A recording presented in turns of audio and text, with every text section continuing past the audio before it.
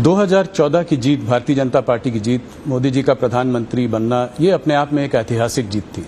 मैं आपके माध्यम से सवाल पूछना चाहता हूं, आपको उस चुनाव में बहुत बड़ी एक जिम्मेदारी मिली। आपको उत्तर प्रदेश को डिलीवर करना था भारतीय जनता पार्टी के लिए।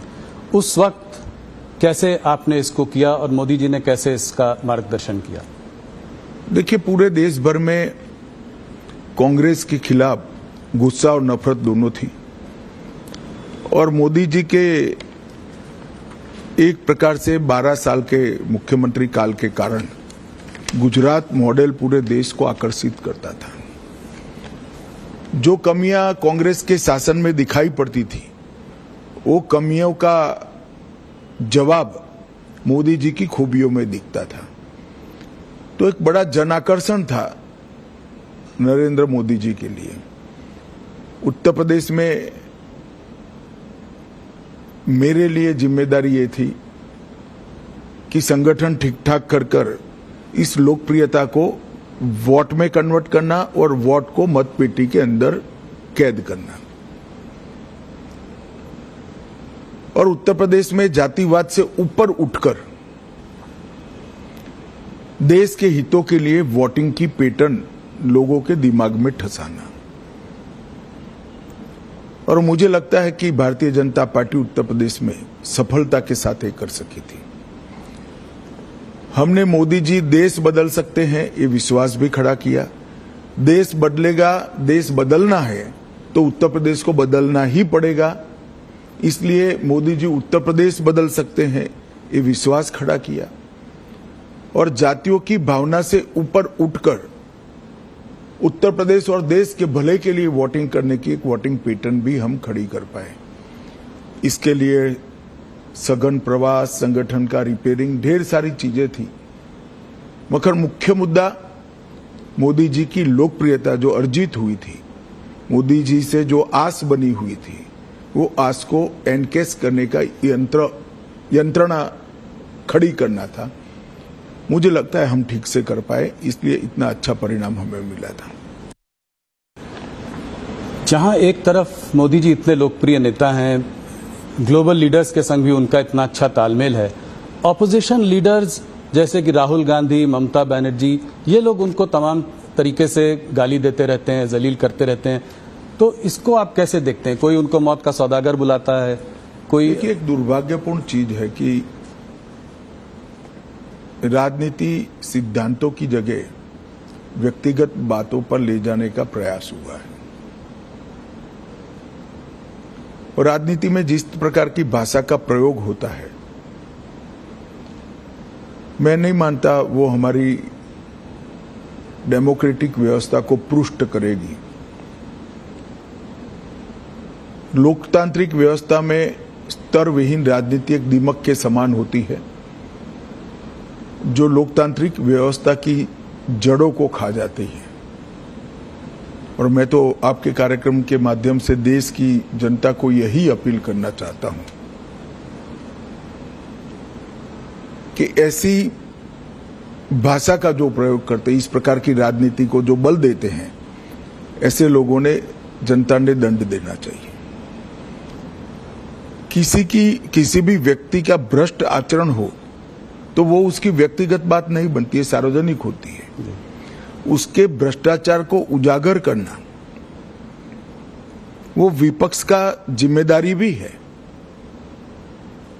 परंतु चूंकि भ्रष्टाचार नहीं मिलता है, इसलिए स्तर बगैर की बातों को करना, गलत शब्द प्रयोग करना, जो भी आप बता रहे थे, और वहां तक कि मोदी जी की स्वर्गीय माता जी के लिए अपशब्द बोल देना, ये हमारी देश की लोकतांत्रिक राजनीति को पुष्ट नहीं करेगा। और मैं देश की जनता को जरूर कहना चाहूंगा कि ऐसे लोगों को दंडित करना चाहिए चुनाव के माध्यम से। पार्लियामेंट देश की सबसे बड़ी पंचायत है। वहां पक्ष और विपक्ष दोनों ने अपनी अपनी दृष्टिकोण से, अपने अपने सिद्धांतों की तहत देश के मुद्दों पर चर्चा करनी चाहिए। चर्चा करने से के लिए इससे बड़ा कोई मंच है नहीं। आप पहले दिन से ही पार्लियामेंट को बिखेर देने का प्रयास करोगे और वंदे मातरम होगा तब तक बिखेरते रहोगे और फिर कहोगे कि हमें बोलने नहीं देते हैं। बोलने का समय स्पीकर साहब देंगे तो आप वॉकआउट कर जाओगे, बोलने का समय देंगे तो आप राजकीय तंज लगाने में समय जाया कर दोगे, मुद्दों पर बात नहीं करोगे, पार्लियामेंट चलाने के नियमों को नहीं मानोगे और फिर कहोगे कि हमें बोलने नहीं देते, तो पार्लियामेंट फ्रीस्टाइल तरीके से नहीं चल सकती। पार्लियामेंट चलाने के नियम बने हैं और उनके परनाना और दादी के समय से बने हुए हैं, राहुल जी के। उस नियमों से ही पार्लियामेंट चल सकती है और आदर्श सांसद वो ही होता है कि वो जो नियमों के फ्रेमवर्क में अपनी बात को सटीक तरीके से रख पाए। खैर, मेरी ये सब बातों का असर नहीं होने वाला है, मगर मैं देश की जनता को ये कहना चाहता हूं कि मोदी जी ने multi party parliamentary democratic system को पुष्ट करने के लिए हमेशा आग्रह रखा है कि संसदीय शुचिता और पार्लियामेंट्री डिसिप्लिन, ये दोनों का पालन किया जाना चाहिए।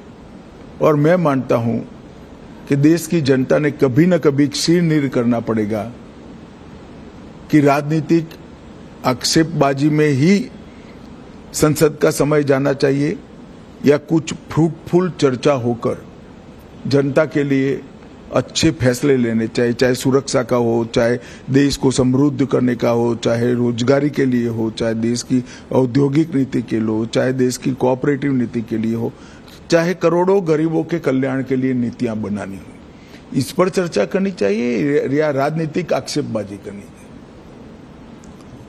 और मुझे तो आश्चर्य हो रहा है, हम भी ऑपोजिशन में से 10 साल थे, पहले 1-2 दिन विरोध करते थे मुद्दों को उजागर करने के लिए, फिर चर्चा करते थे और अगर फिर भी चर्चा के बाद सरकार नहीं मानती थी तो हम कोर्ट में जाते थे कि भ्रष्टाचार है, इसका जांच किया जाए। और कोर्ट ने कई जगह हमारी मांग पर जांच अपॉइंट की थी, जिसकी हाय तौबा वो आज भी कर रहे हैं, मगर ये कहीं नहीं जाते। कोई कॉन्स्टिट्यूशनल फोरम के अंदर डिबेट करना ही नहीं चाहते, वो रोड पर ही करना चाहते हैं। और मुझे लगता है इसीलिए जनता ने शायद उनको रोड पर ही रखा है।